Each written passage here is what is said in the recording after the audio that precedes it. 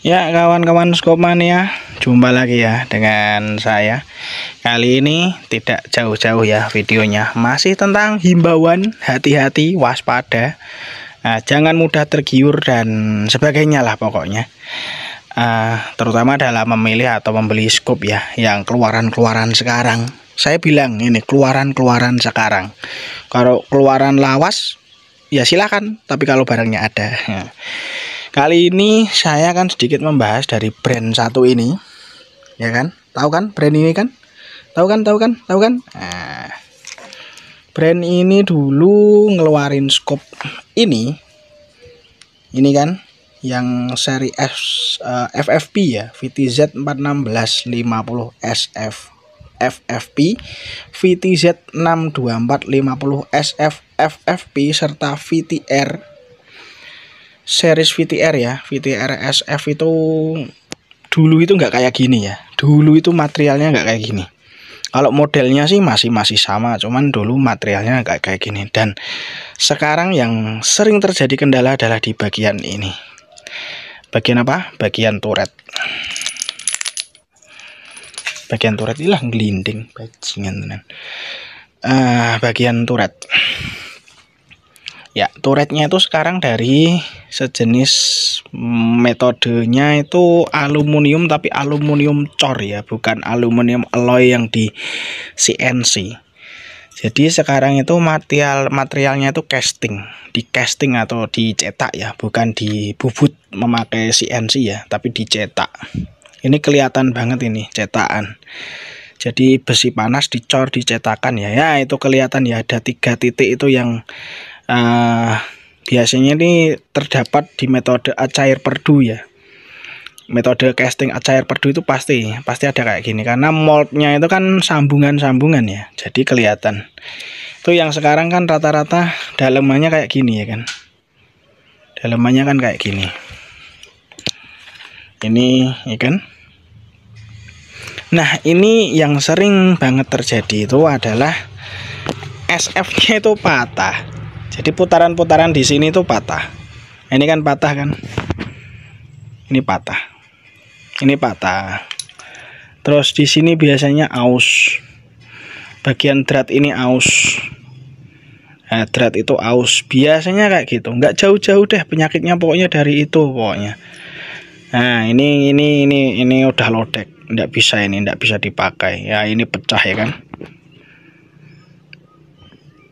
Ya saya sih wanti-wanti, cuman wanti-wanti aja. Kalau beli skop itu usahakan cari yang memang sesuai kebutuhan. Jangan karena retikel keren ya, jangan karena retikel keren atau fitur sudah bagus lah ini yang di VTR biasanya desainnya kan kayak gini. Ini patah penguncinya. Biasanya turretnya itu ucul atau lepas ketika diputar ke up terus.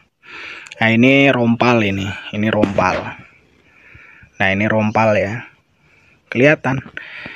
Nah, rata-rata yang keluaran sekarang itu materialnya sudah kayak gini. Nah, dua ini juga pasien di tempat saya dan kendalanya semua di turret. Ini buktinya ini belum saya lem. Ini masih proses masih proses finishing sih. Jadi belum saya lem. Jadi bagian okuler ini belum saya lem, belum paten ya.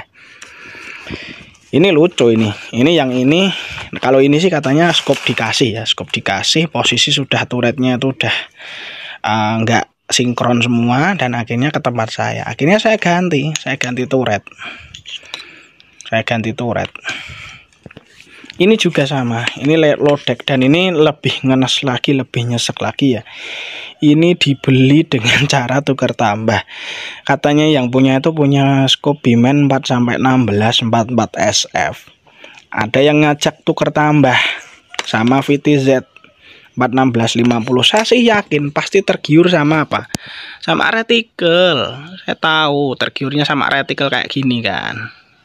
Itu yang beli sendiri bilang sama saya, wah saya waktu itu nyesel mas gini.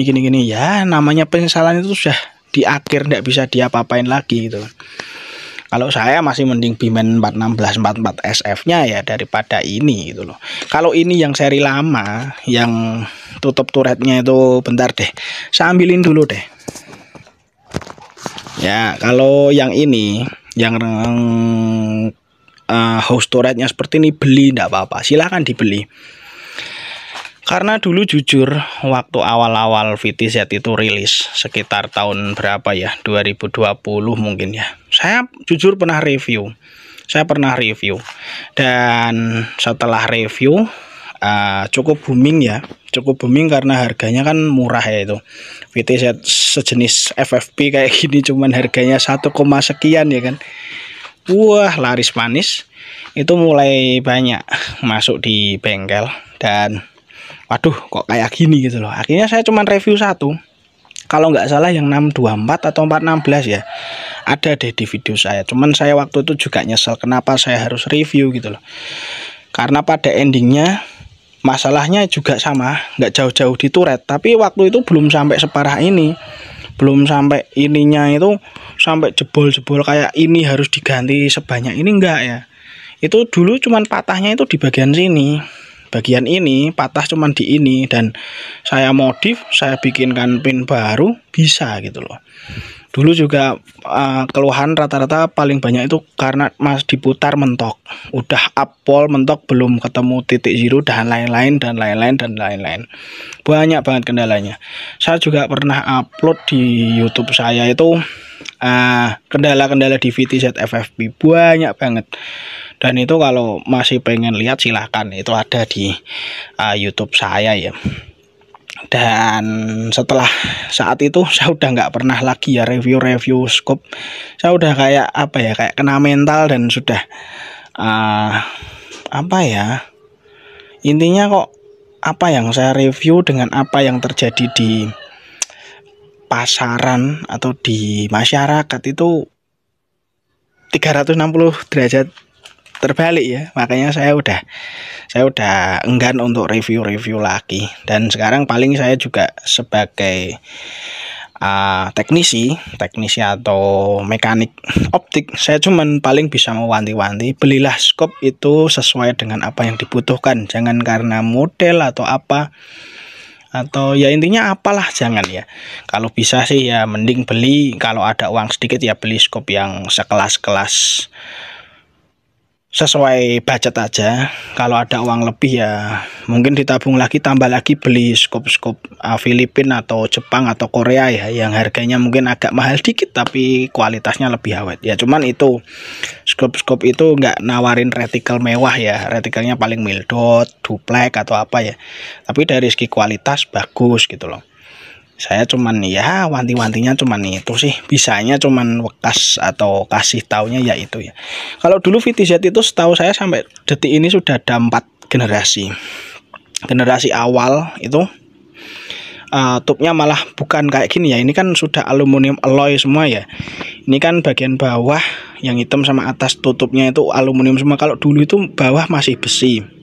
Terus ada gen kedua itu kuningan dan aluminium. Gen ketiga ini. Terus gen keempat yang ini, yang sudah full aluminium cor ya, yang di copper plating atau kayak di plating model tembaga gini ya. Ini kan kelihatan hilang platingnya kalau saya kenain gergaji ya. Ini aslinya aluminium tapi aluminium cor, dan kualitasnya itu nggak sebagus aluminium alloy atau yang dural ya. Ini kan kalau di bahasa motor itu kan disebut kadang krenyeh itu loh ya, kayak dipakai buat crankcase sama body apa namanya, body mesin motor itu kan sejenis aluminium cor kan, tapi kan kualitasnya bagus motor gitu loh, nggak sejelek teleskop gitu loh ya. Ya intinya saya sih cuman kasih sedikit tips, hati-hati kalau beli yang sudah turretnya modelnya kayak gini, hati-hati aja. Turretnya yang sudah kayak tembaga gini ya, dihati-hati saja. Saya sih berdoanya semoga awet, tapi juga semoga rusak gitu loh. Cuman kayaknya saya udah nggak nerima lagi ya scope kayak gini ke depannya. Saya udah capek benerin kayak gini. Lagian spare part juga udah habis. Bulan-bulan ini ya, 3-4 bulan terakhir ini sudah banyak banget kayak gini, dan itu nonstop. Jadi spare part saya udah habis dan capek juga, makan hati juga benerin kayak gini, bikin capek hati ya. Dia wah, pesan saya sih hati-hati aja lah, jangan asalan beli ya, gitu aja. Semoga rekan-rekan Skopmania terhindar dari hal-hal seperti ini ya. Mungkin sekian dulu untuk saat ini. Tidak banyak yang bisa saya sampaikan di sini ya.